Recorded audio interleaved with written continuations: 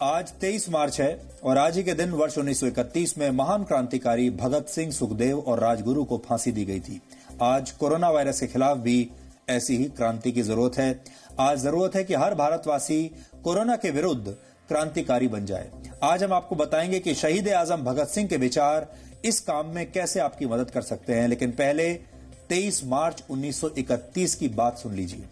वैसे तो इन तीनों क्रांतिकारियों की फांसी की तारीख 24 मार्च 1931 तय हुई थी, लेकिन उन्हें एक दिन पहले 23 मार्च को ही गुपचुप तरीके से फांसी पर चढ़ा दिया गया था। 25 मार्च 1931 को लाहौर से प्रकाशित होने वाले अखबार द ट्रिब्यून में जब यह खबर छपी, तब पूरी दुनिया को इसके बारे में पता चला था। 23 मार्च को लाहौर सेंट्रल जेल में अचानक कैदियों से कहा गया कि वो अपने अपने सेल में यानी अपनी कोठरियों में चले जाएं। जल्द ही जेल में यह खबर फैल गई कि भगत सिंह, राजगुरु और सुखदेव को आज ही फांसी होने वाली है।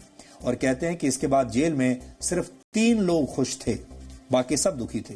और वो 3 लोग जो खुश थे वो थे भगत सिंह, राजगुरु और सुखदेव, क्योंकि ये तीनों देश के लिए सर्वोच्च बलिदान देने वाले थे। उन तीनों के अलावा जेल के बाकी कैदियों में शोक और सन्नाटा था। कैदियों में अपने क्रांतिकारियों को एक बार देख लेने की और निशानी के तौर पर उनकी किसी वस्तु को पाने की होड़ लग गई थी। और इस तरह से भगत सिंह का पेन, उनका कंगा, उनकी घड़ी शहादत के प्रतीक चिन्ह बन गए थे। यह तस्वीर भगत सिंह के जूतों की है जो इस समय आप देख रहे हैं, जो उन्होंने अपने साथी क्रांतिकारी जयदेव कपूर को दिए थे। जरा सोचिए कैसे लोग होंगे जिनकी निशानियां भी अमर हो गईं।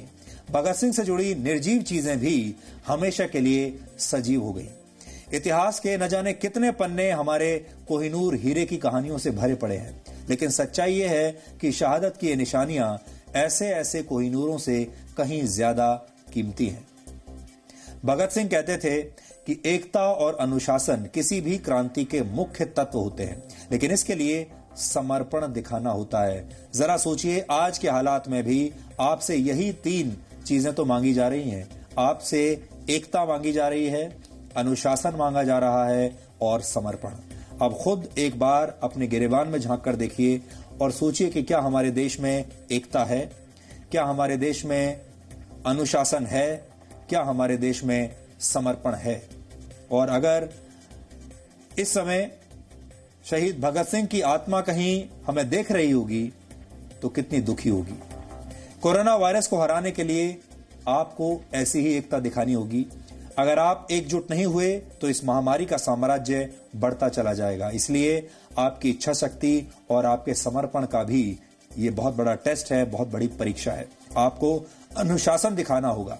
जरा सोचिए, हम खुद को अपने घरों में कैद रखने में कितनी परेशानी महसूस कर रहे हैं।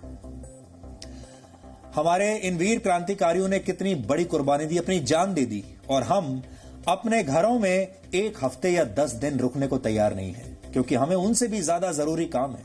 लेकिन भगत सिंह जैसे क्रांतिकारियों ने अंग्रेजों को हराने के लिए खुद को जेल में कैद कर लिया था और एक तरह से पूरी दुनिया से आइसोलेट हो गए थे। भगत सिंह का तीसरा फॉर्मूला था समर्पण, यानी जब कोई लक्ष्य हासिल करना हो तो आपको समर्पण दिखाना चाहिए।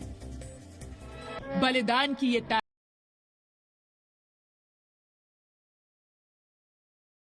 और सुखदेव देश के लिए शहीद हुए थे।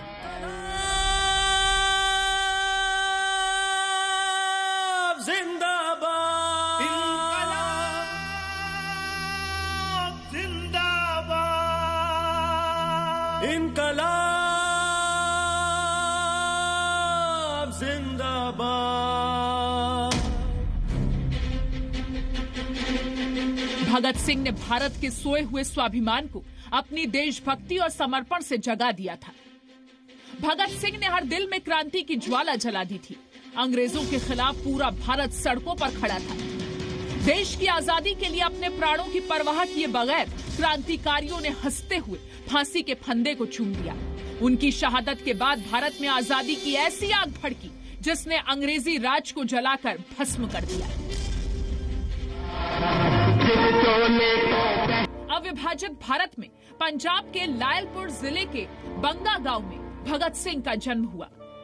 पूरा परिवार खुद को आजादी की लड़ाई में झोंक चुका था, जिस दिन भगत सिंह का जन्म हुआ उसी दिन उनके पिता सरदार किशन सिंह, चाचा अजीत सिंह और स्वर्ण सिंह अंग्रेजों की कैद से रिहा हुए थे। देश की संसद ने आज शहीद भगत सिंह, राजगुरु और सुखदेव को श्रद्धांजलि दी। प्रधानमंत्री ने कहा कि शहीदों का बलिदान कृतज्ञ राष्ट्र सदा याद रखेगा। ये सच है कि हर वर्ष शहादत पर श्रद्धा के फूल तो खूब चढ़ाए जाते हैं, लेकिन भगत सिंह के उसूलों और आदर्शों पर चलने को कितने लोग तैयार होते हैं? अगर देश के हर नागरिक में भगत सिंह की तरह समर्पण और बलिदान की भावना हो तो देश पर किसी संकट के आने का सवाल ही नहीं उठता है। इस वक्त जब भारत कोरोना के विरुद्ध युद्ध लड़ रहा है, तब जरूरी है कि हम ऐसी ही देशभक्ति दिखाएं।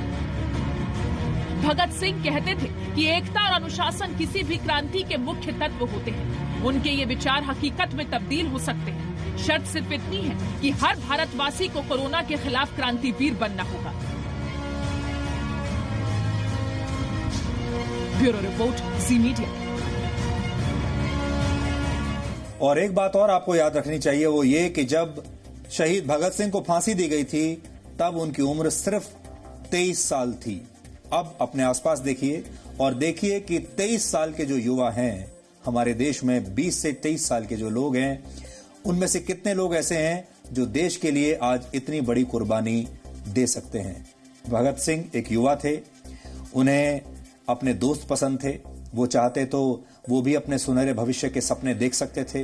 वो चाहते तो वो भी अपने जीवन में बहुत सुखी रह सकते थे, पैसा कमा सकते थे, शादी कर सकते थे और जीवन में एक युवा जो सपने देखता है वो सारे सपने वो देख सकते थे। लेकिन उन्होंने अपने देश को चुना। हमारे आज के युवाओं को उनसे सीखना चाहिए। और अब आज का सवाल आज आपको ये बताना है कि हवाई जहाज का आविष्कार किसने किया था। आप इस पर रिसर्च कीजिए और ब्रेक के बाद हम आपको इस सवाल का सही जवाब बताएंगे।